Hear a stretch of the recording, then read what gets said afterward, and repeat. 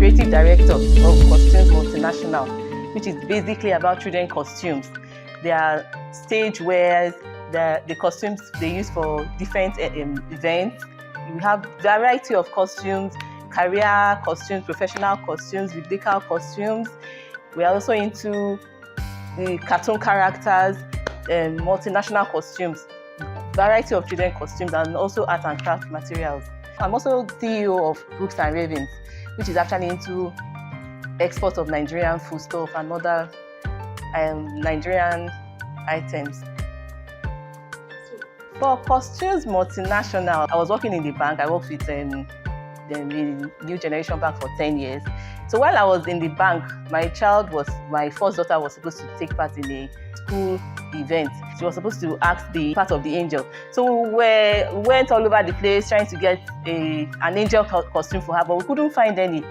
Eventually, my husband found one at a mall, and it was quite expensive. So when he came home with the costume, it was just the wings and the halo for the angel. There was nothing else in it. So I looked for a tailor, told the tailor to make something for her. So we got the angel attire, got the box top, got the entire attire, and she was looking very much like the angel. So during the event, when what my husband told me, that when the angel came in, people were standing up to look at her and snap and all of that. And then that same week, I met another mother that was looking for Christmas costume for the daughter, and it got me thinking that, okay, since it was difficult getting for my own kid, and there's another mother looking for, it's probably same with a lot of parents out there looking for costumes. So that December of that year, I contacted the company overseas.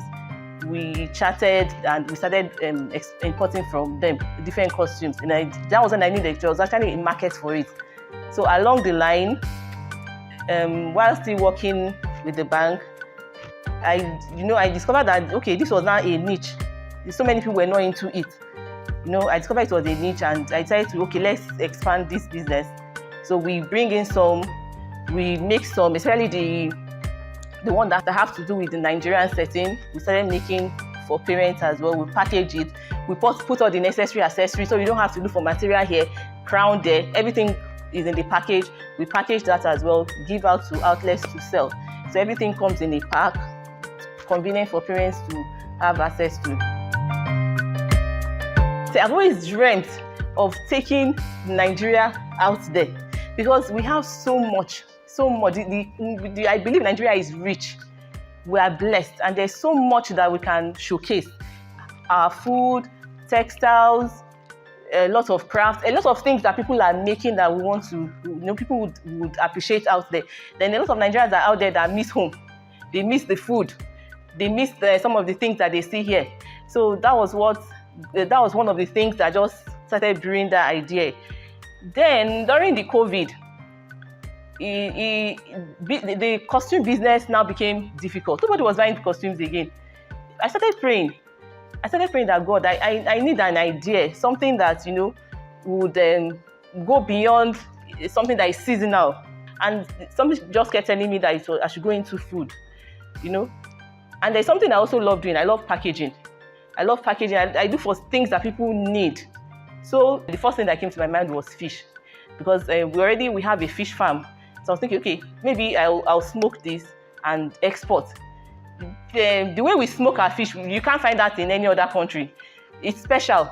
The taste is different. So I started praying about it, that, okay, maybe I should try this. And God just led me to one or two people. We talked, and that was how the food business started, with the fish and a few other things. And that's where it started from.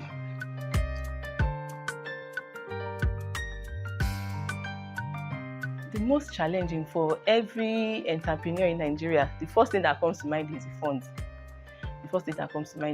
I always try to discourage people that don't look at the funds. Your creative ability sells. Once you have something that people are willing to buy, and you do it well, the quality, you sustain that quality, people will keep coming back. But you can't drive away that aspect, funds. That has been the most challenging aspect of the business. source of power, so many factors that affect businesses in Nigeria. We also feel it as well. But basically funds, because sometimes the funds are not there. No matter how much idea you have, you need funds to push it. So basically it's fun. Sometimes you're almost discouraged when you see things not going the way you expect. You project that, in 3 months we're going to do this and do that, we're going to push all of this out, push all of that out, but it's not coming the way you expect. So that can be discouraging as well. The high point for me is when customers appreciate what you do, because sometimes you sit down and you create stuff. Because somehow I believe that's one of my gifts, to be able to sit, create items, package it, and send it out. There's a different feel when I buy a stock and sell it.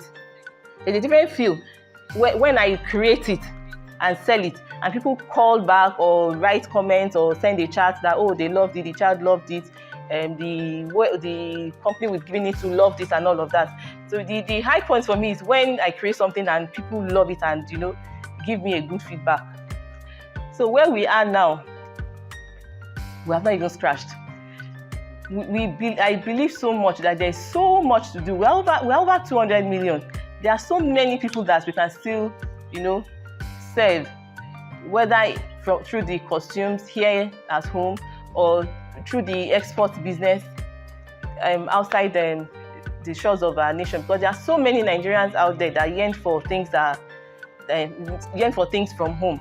So where we are now is we are trying to reach out to as many people as we can, trying to see how much we can expand the business, that same line, either through the costumes or through the export business. So that's where we are now. Where we are going to, we see opportunities, so much opportunities, because with almost every season of the business, you see new opportunities, new things you can do within that line of business. The costumes multinational is 10. The Brooks and Ravens, interestingly, I registered that company, Brooks and Ravens, before the costumes multinational, because I always wanted to do business. Right from when I was in paid employment, I always wanted to do business, even without even knowing what I wanted to do then. I already registered a business. I was already doing a few things here and there. So the Brooks and Ravens was registered like 12 years ago, while the costumes multinational took off 10 years. But the export business started 2 years ago. But before then, we had other businesses that we were doing with the Brooks and Ravens. How am I praising God with my business? Okay, so now I'll go back to that Brooks and Ravens. The name came from the Bible story where the prophet Elijah was at the brooks and he was being fed by the ravens. So right from when I picked that name, that name should be 14, going to 14 years now. When I had the vision about the name, the whole idea was to give back, just like Elijah was fed by the brooks, to give back in one way or the other through that platform or through that company. So what we started doing recently was to buy Bibles. So what we've tagged that is by the Brooks. So we buy Bibles and we give out. For now, for teenagers, for children. Okay, so we buy Bibles and then we give out. It started with I think it was just 7 Bibles. That was last year.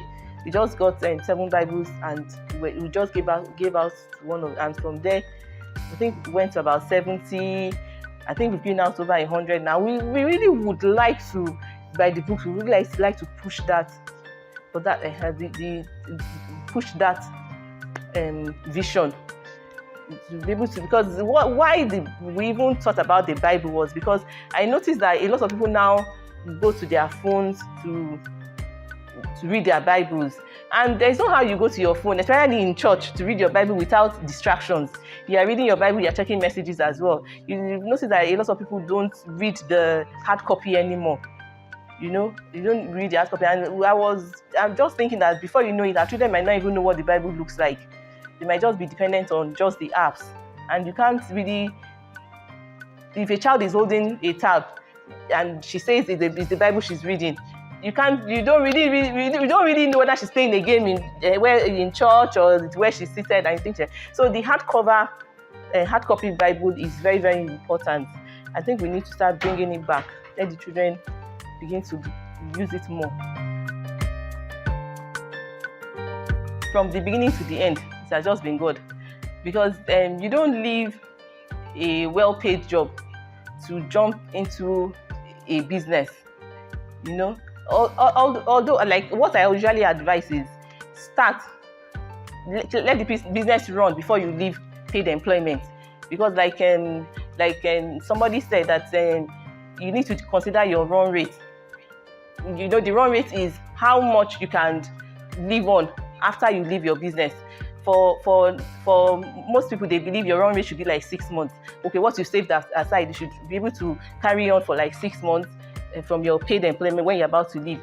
So when you calculate all the run rate and you project, okay, in 6 months, what I've saved should be able to carry me on for 6 months. No, it's not like that in Nigeria. It's a different ball game. Nigeria is different from every other country. So those things we read in books does not really apply. So for run rate in Nigeria, it can just be like 1 month. By the time you pay bills, you get a shop, you get stock, before you're able to put a lot of things together, So I would say that God has been the one right from the beginning. The ideas that came from the beginning, how it should go. Every time that I find a kind of discouragement, I don't know, I just feel this peace in the midst of it. And the directions. One of the Bible passages I always hold on to, that I've held on to from the very beginning, is where God said, I will lead you in the way you should go. I will teach you how to profit. That thing keeps coming back. It came back this morning again. It keeps coming back. And also the Bible passage in Isaiah that says, fear not. And also the Bible passage that says, whatever is good, whatever is lovely, worthy of praise, think of these things. Because if you don't, you begin to, worries can take over your whole thought process. So you need to keep going back. You need to keep going back to the Bible passages that you need from the beginning, the ones you started with from the beginning.